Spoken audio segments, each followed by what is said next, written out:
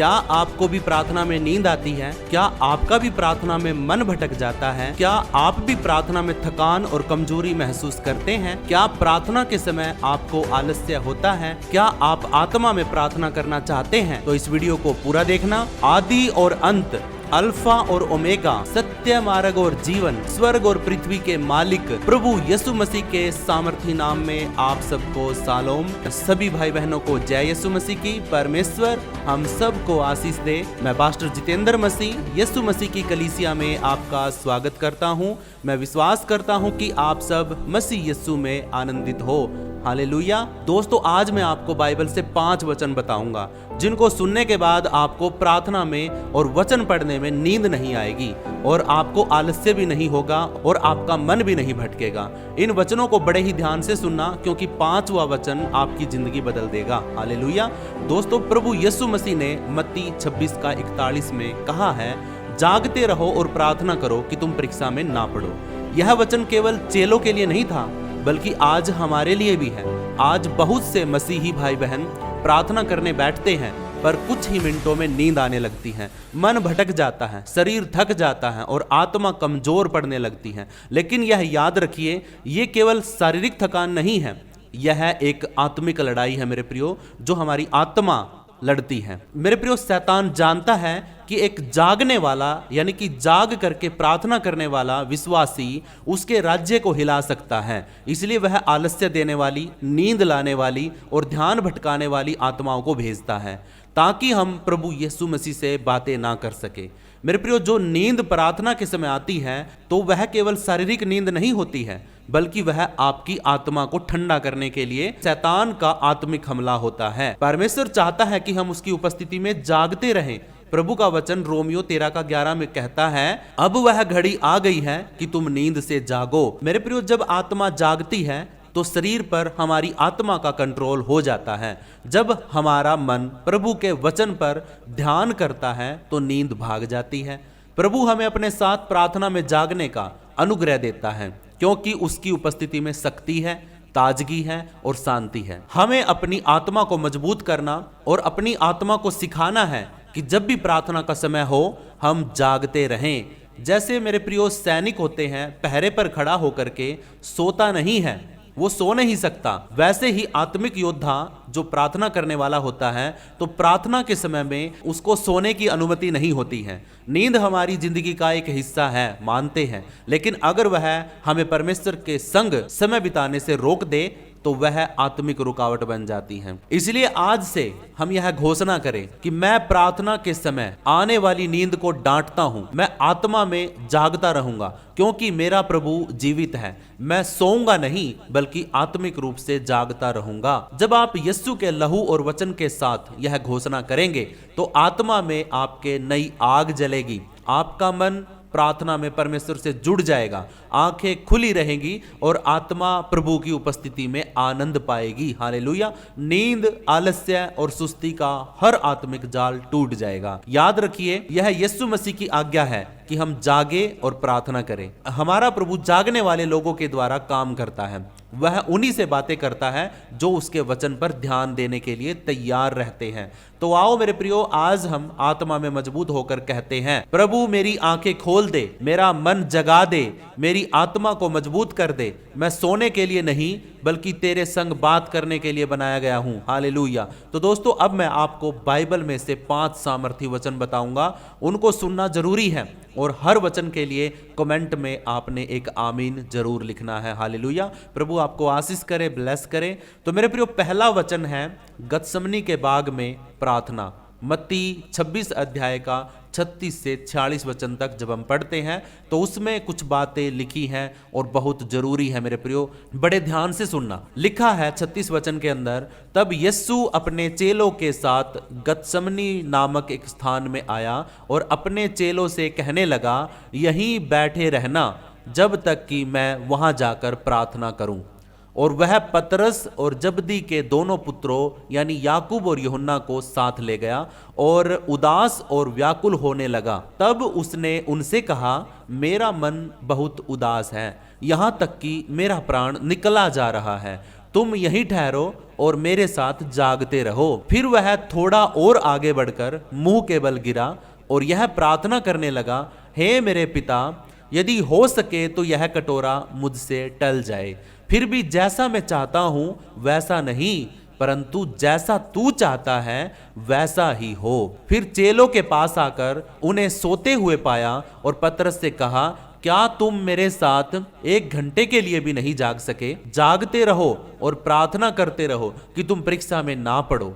आत्मा तो तैयार है परंतु शरीर कमजोर है। फिर उसने दूसरी बार जाकर यह प्रार्थना की कि हे मेरे पिता, यदि यह मेरे पिए बिना नहीं हट सकता तो तेरी इच्छा पूरी हो। तब उसने आकर उन्हें फिर सोते हुए पाया, क्योंकि उनकी आंखें नींद से भरी थी। यीशु उन्हें छोड़कर फिर चला गया और वही बात फिर कहकर तीसरी बार प्रार्थना की। तब उसने चेलों के पास आकर उनसे कहा, अब सोते रहो और विश्राम करो। देखो समय आ पहुंचा है और मनुष्य का पुत्र पापियों के हाथ पकड़वाया जाता है। उठो चलो, देखो मेरा पकड़वाने वाला निकट आ पहुंचा है। हालेलुया। मेरे प्रियो, इस वचन के पढ़े सुने जाने पर हम सबको आशीष मिले। और मेरे प्रियो, यहां पर हम देखते हैं कि प्रभु यीशु मसीह कुछ भेद अपने चेलों के ऊपर खोलना चाहता था। वो जब प्रार्थना कर रहा था 1 घंटे के अंदर, आप सोच के देखो कि कितनी बातें उसने परमेश्वर से करी होंगी। 1 घंटे के अंदर उसने बहुत सी बड़ी बड़ी बातें, भेद की बातें, और परमेश्वर ने यीशु को बताया और यीशु ने परमेश्वर को बताया और बहुत सी बातों का भेद खुला होगा। लेकिन पतरस, याकूब और यूहन्ना तीनों इतनी गहरी नींद में थे कि वो जाग करके एक भी बात उनकी सुन नहीं पाए। अब आप सोच सकते हैं कि कितनी अफसोस की बात है कि हमारी नींद पिता परमेश्वर के भेदों को हमारे ऊपर खुलने नहीं देती है। हमारी नींद परमेश्वर के वचन का भेद हमें पता करने में रुकावट डालती है। इसलिए मेरे प्रियो, वचन में बार बार यीशु मसीह ने कहा कि तुम जागते रहो और प्रार्थना करते रहो, क्योंकि तुम परीक्षा में ना पड़ो। आज भी बहुत सारे लोग सो जाते हैं, वो प्रार्थना नहीं करते हैं, वो किसी भी टाइम प्रार्थना नहीं करते हैं, और प्रार्थना करेंगे भी तो लेट करके, सोते सोते प्रार्थना करेंगे। लेकिन मेरे प्रियो, प्रभु का वचन कहता है कि तू जागता रह, प्रार्थना कर और तुम परीक्षा में ना पड़ोगे। लेकिन आज बहुत सारे लोग परीक्षा में इसलिए पढ़ते हैं क्योंकि वो जागते नहीं हैं और जाग करके प्रार्थना नहीं करते हैं। तो यही कारण है मेरे प्रियो, जब हम सोते रह जाते हैं तो फिर बहुत सी आशीषें हमारी मिस हो जाती हैं। जब हम सोते रहते हैं बहुत से भेद हमारे ऊपर खुल नहीं पाते हैं। इसीलिए जागते रहना बहुत जरूरी है। हालेलुया। जागते हुए को देख करके क्या चोर तुम्हारे घर में चोरी कर सकता है? जब तुम सो जाओगे तभी तो चोरी करेगा। वो तुम्हारे सोने की वेट करता है, इसलिए वो रात को आता है।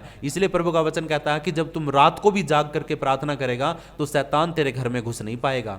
इसलिए मेरे प्रियो, हमें जागते रहना है। इसीलिए बैंक के सामने, बैंक में, फैक्ट्री में, कंपनियों में एक गार्ड को तैनात किया जाता है कि वो जाग करके उसकी रक्षा करे, सुरक्षा करे। अगर गार्ड ही सो गया है ना, अगर चौकीदार सो गया तो फिर चोर क्या करेगा? चोर आएगा, चुपके से निकल के अंदर से चोरी करके सब कुछ मार धाड़ करके जो कुछ भी उसको करना करके चला जाएगा, सोता रह जाएगा। वह उसकी नौकरी को खतरा, उसके जीवन को खतरा, क्या पता सोते हुए को उसी को चक्कू मार दे, उसी को गोली मार करके फिर वो आगे जाए।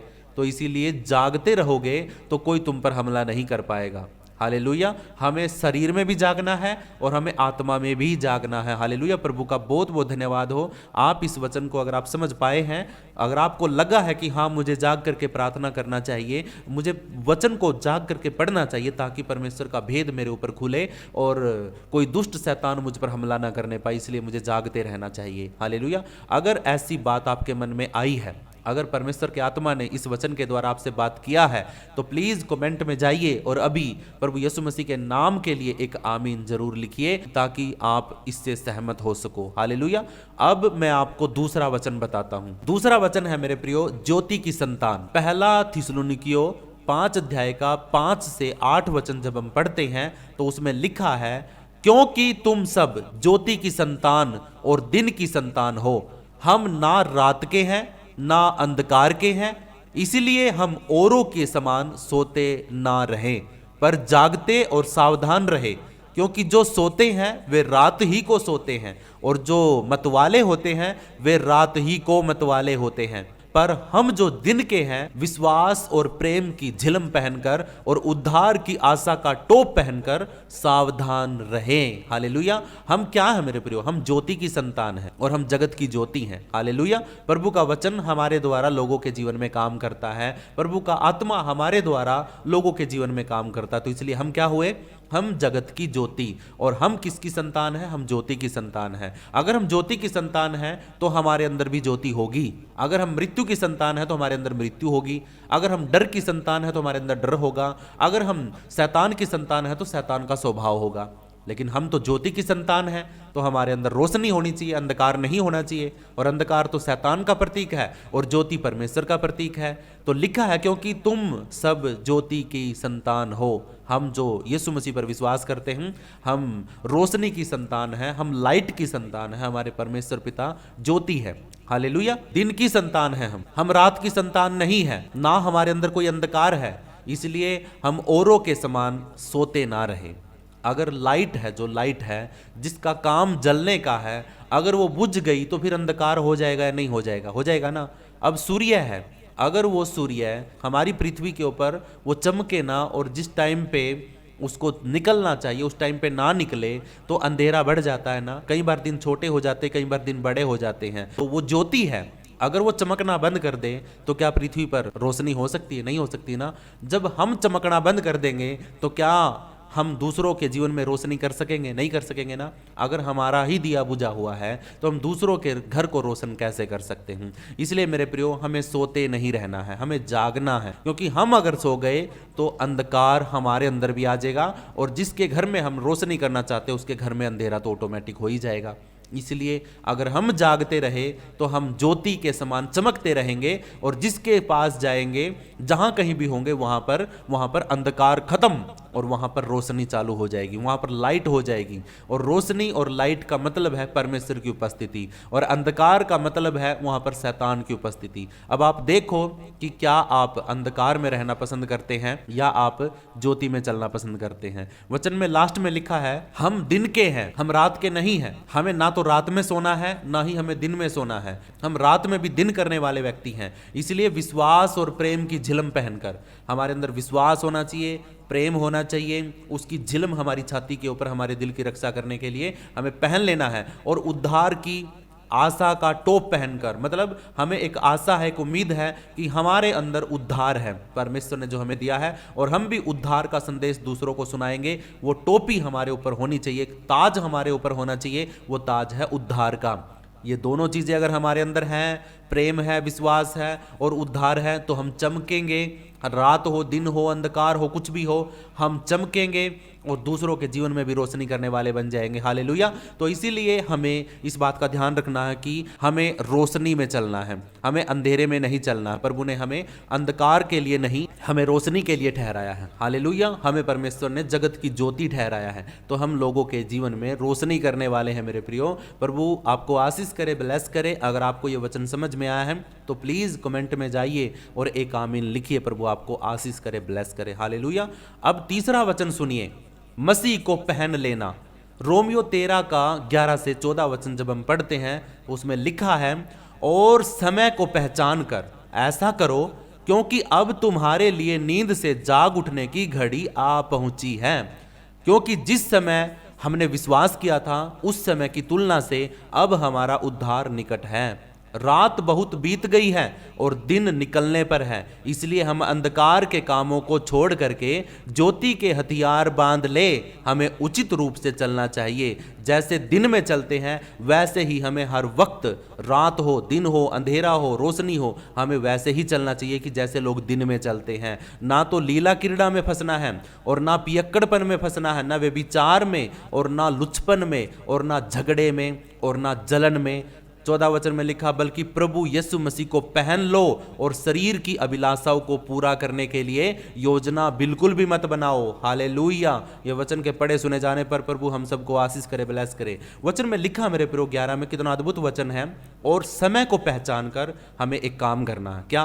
क्योंकि अब तुम्हारे लिए नींद से जाग उठने का समय आ गया है। अब मेरा भी और आपका भी उस नींद में से निकलने का, उस रोशनी में आने का समय आ गया है। अब हमारा उठने का समय आ गया। हालेलुया। क्योंकि जिस समय हमने विश्वास किया था उस समय की तुलना से अब हमारा उद्धार निकट है। हमने जब विश्वास किया था ना, उस समय काफ़ी समय पहले किया था, लेकिन अब हम उस दौड़ में यहाँ तक दौड़ गए हैं कि अब हमारा उद्धार बिल्कुल समीप है, बिल्कुल निकट है। अब तो बस हमें अपने उद्धार के टोप को पहन लेना है, क्योंकि प्रभु यीशु मसीह ने जब से हमने विश्वास किया है तब से लेकर अब तक संभाल के रखा है, और हम भी उसकी दौड़ में दौड़े हैं, तो प्रभु ने हमारा उद्धार निश्चित कर दिया है। तो अब बस हमने क्या करना, अपने उद्धार को पहन लेना है। रात बहुत बीत गई, अब बहुत हो गई रात, अंधकार, पाप, व्यभिचार, सब कुछ बहुत हुआ, अब छोड़ो, और दिन निकलने पर है, दिन निकलने वाला है। हालेलुया। इसलिए हम अंधकार के कामों को छोड़ दें आज से ही, अभी से ही।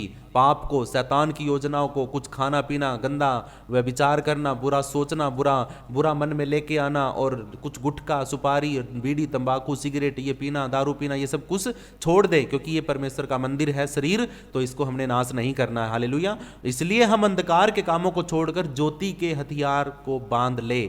ज्योति के हथियार बांध लेने हैं, ज्योति, रोशनी के। अंधकार को छोड़ करके हमें ज्योति में आना है। हालेलुया।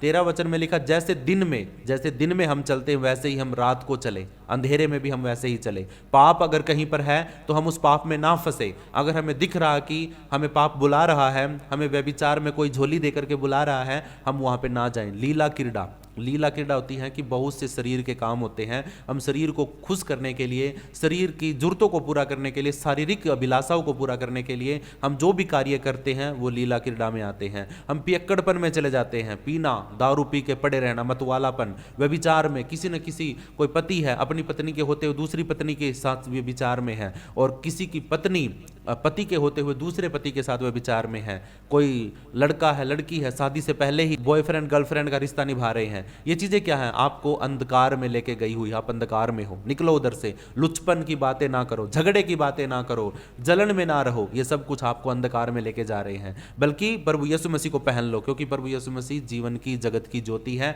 जीवन की ज्योति प्रभु यीशु मसीह है। वो जीवन, सत्य मार्ग और जीवन हमने ले लिया, हमारे अंदर है, तो हम भी अब ज्योति की संतान हो गए हैं, तो हम भी जगत की ज्योति ठहराए गए हैं। तो हमें यीशु मसीह को पहन लेना है, ताकि हमारा शरीर रोशनी में चले, अभिलाषाओं में नहीं, और हमें किसी भी रीति से शैतान की और गलत अभिलाषाओं को पूरा नहीं करना है। हमें ऐसी योजना नहीं बनानी है जिसके द्वारा हमारे शरीर की बुरी अभिलाषाएं पूरी होने पाए। हालेलुया। अगर ये वचन आपको समझ में आया है तो प्लीज आप कमेंट में एक आमीन जरूर लिखिए। प्रभु आपको आशीष करे, ब्लेस करे। तो चौथा वचन मेरे प्रियो मैं बताता हूं आपको, मुर्दों में से जी उठो। इफिसियों 5 का 14 वचन में लिखा है कि हे सोने वाले जाग और मुर्दों में से जी उठ, तो मसीह की ज्योति तुझ पर चमकेगी। हालेलुया। ये कितना अद्भुत वचन है। हे सोने वाले जाग, नींद में से उठ मेरे भाई, नींद में से उठ। ये आंखों के ऊपर जो अंधकार छाया हुआ है तेरी, तू कुछ देखेगा नहीं, तो तुझे कुछ दिखेगा नहीं, तो तू उसको पकड़ेगा कैसे, छुएगा कैसे, पाएगा कैसे? इसलिए उठ। जब तू उठेगा, तो जब तू जागेगा, तो तुझे कुछ चीजें परमेश्वर दिखाएगा, तब तू उसको पाएगा। हालेलुया। जब हम सोते हैं तो हम मुर्दे हुए होते हैं, मरे हुए होते हैं, और जब प्रार्थना के समय में सोते हैं और वचन के समय में सोते हैं तो हम मुर्दे हो जाते, मर जाते। हमारी आत्मा सो रही है, हमारी आत्मा सो रही, तो इसका मतलब हम मरे हुए हैं। और मुर्दों में से प्रभु का वचन कहता है कि तू जी उठ। जब प्रभु यीशु मसीह खुद मुर्दों में से तीसरे दिन जी उठा, मृत्यु उसको भी नहीं रख सकी, वो नींद, गहरी नींद उसको नहीं रख सकी, तो हमें क्यों रखी हुई है? हम वचन के टाइम पे, प्रार्थना के टाइम पे क्यों सो जाते हैं? तो प्रभु का वचन कहता है कि हे सोने वाले जाग और उठ, मुर्दों में से जिंदा हो जा, तो मसीह की ज्योति तुझ पर चमकेगी। हालेलुया। अगर हम जागेंगे तो परमेश्वर का वचन हमें चमका देगा। क्या कर देगा? चमका देगा। हम रोशनी में चमकेंगे, प्रभु की महिमा करेंगे। हालेलुया। मेरे प्रियो, विश्वास करता हूं कि आपको यह वचन भी समझ में आया है, और आप अभी कमेंट में एक आमीन जरूर लिखे। प्रभु आपको आशीष करे, ब्लेस करे। 5वां वचन मैं आपको बताता हूं, ये आखिरी है, ध्यान से सुनना इस वचन को। शिकारी के हाथ से छुड़ा, अपने आप को शिकारी के हाथ से छुड़ा ले। नीति वचन 6 का 4 से 5 वचन जब हम पढ़ते हैं तो लिखा है, तू ना तो अपनी आंखों में नींद और ना अपनी पलकों में झपकी आने दे, और अपने आप को हिरणी के समान शिकारी के हाथ से और चिड़िया के समान चिड़ी मार के हाथ से छुड़ा ले। हालेलुया। वचन के पढ़े सुने जाने पर प्रभु हम सबको आशीष करे। मेरे प्रियो, लिखा है तू ना तो अपनी आंखों में नींद, हमें अपनी आंखों में नींद नहीं लेके आनी है। नींद को बाहर निकालना, बेशक 5 बार मुंह धोना पड़े, आंखों को धोना पड़े, लेकिन हमें नींद को अपनी आंखों में नहीं लेके आना है। कब? जब हम वचन पढ़ते हैं, या फिर जब हम प्रार्थना करते हैं, या हम कहीं पर लाइव जुड़ते हैं, या मीटिंग में जुड़ते हैं, या चर्च में जाते हैं, तो हमें सोना नहीं है, हमें झपकी नहीं आने देना है, हमें थप्पड़ मार के अपने आप को जगाना है और वचन को सुनना है। हालेलुया। और ना अपनी पलकों में झपकी आने दे, पलक भी नहीं झपकानी है, वचन को टकटकी लगा करके सुन और विश्वास के साथ परमेश्वर की ओर देख, तो परमेश्वर तुझे चंगा करेगा, तुझे जीवन की ज्योति बनाएगा। हालेलुया। और अपने आप को हिरणी के समान शिकारी के हाथ से बचा ले। हिरणी क्या करती है? चौकन्नी रह करके अपना खाना ढूंढती है। उसको पता है कि शिकार कहीं पर भी जाल फैला के बैठा होगा, अगर वो जागे ना तो वो तुरंत जाल में फंस जाएगी। लेकिन अगर वो फुर्ती करके, चौकन्ना होकर के अगर अपना भोजन ढूंढती है या चलती फिरती है, तो वो पहचान लेगी कि यहाँ पे जाल है, तो वहाँ से वो उछल करके, कूद करके वहाँ से आगे निकल जाएगी और शिकारी के हाथ से बच जाएगी। चिड़ी मार भी ऐसे ही करता, चिड़िया को मारने वाला भी ऐसे ही जाल फैलाता है, और चिड़ियाएँ उसके अंदर नींद के कारण, अभिलाषा के कारण, पेट की भूख के कारण उस जाल में फंस जाती हैं। तो इसलिए मेरे प्रियो, हमें चौकन्ना होना बहुत जरूरी है। हर बात में हमें चौकन्ना होना बहुत जरूरी है, क्योंकि हमारा प्रभु हमें चौकन्ना करना चाहता। वो चाहता है कि तू जागता रहे और प्रार्थना करता रहे, ताकि तू परीक्षा में ना पड़े। इसलिए मेरे प्रियो, प्रभु आपको आशीष करे, ब्लेस करे। इन 5 वचनों को हमें अपने हृदय के अंदर लिख लेना है। आप अपनी कॉपी में इनको लिख लीजिए। अगर आपको कुछ भी दिक्कत आती प्रार्थना करने में या वचन पढ़ने में, तो आप इन वचनों को अपने जीवन में घोषणा करिए और वचनों को आप पढ़ करके मनन करिए कि देखिए कि क्या मेरे लिए सोना जरूरी है या मेरे लिए जागना जरूरी है। ये वचन आपको बताएंगे कि तुम्हारे लिए कौन सी चीज़ सही है।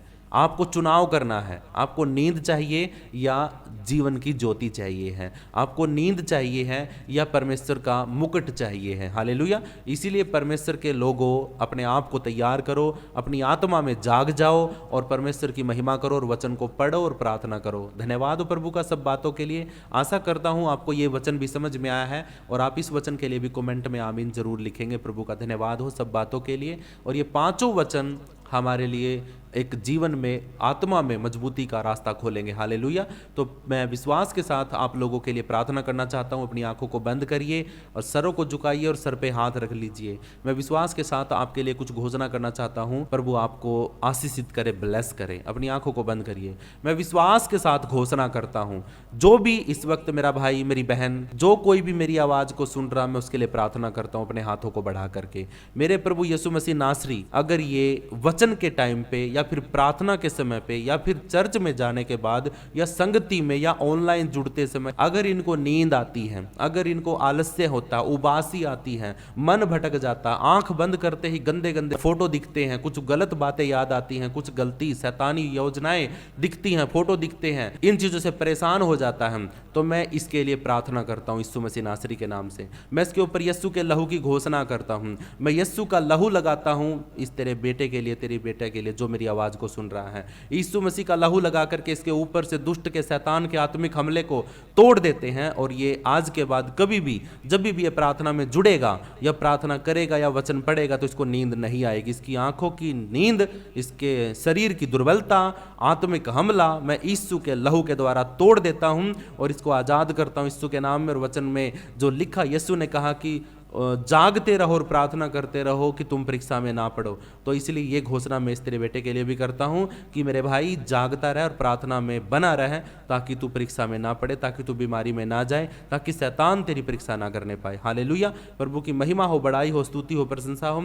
इस छोटी सी प्रार्थना को मैं प्रभु यीशु मसीह नासरी के नाम से आपके लिए मांगता हूँ। प्रभु आपको आशीष करे, ब्लेस करे। अगर आपको ये वीडियो पसंद आया है तो प्लीज़ इस वीडियो के लिए कमेंट में एक आमीन लिखिए और वीडियो को लाइक कर दीजिए, वीडियो को शेयर कर दीजिए अपने दोस्तों में, अपने ग्रुप के लोगों में। चैनल को सब्सक्राइब करके घंटी के निशान को दबा लीजिए, ताकि हर एक आने वाली वीडियो आप तक सबसे पहले पहुंच जाए। और अगर आप मेरे साथ मिल करके हर रोज़ रात 9 बजे की प्रार्थना में जुड़ना चाहते हैं, तो आप मुझे कमेंट में या तो अपना नंबर दीजिए या फिर जो मैंने आपको व्हाट्सएप ग्रुप का लिंक भेजा है उस ग्रुप के अंदर जुड़ जाइए। प्रभु आपको आशीष करे, ब्लेस करे। और अगर आप हमारी सेवकाई को, इस कलीसिया को अपना दान या दसवांश अपने मन के अनुसार भेंट करना चाहते हैं, तो आप इस स्क्रीन पे आपको जो नंबर दिखाई दे रहे हैं, बैंक डिटेल है, QR कोड है, गूगल पे, फ़ोन पे, पेटीएम नंबर है। अगर आप किसी भी रीति से इस कलीसिया को अपना दान दसवांश भेजना चाहते हैं तो आप भेज सकते हैं। प्रभु का आत्मा आपकी रक्षा करे, सहायता करे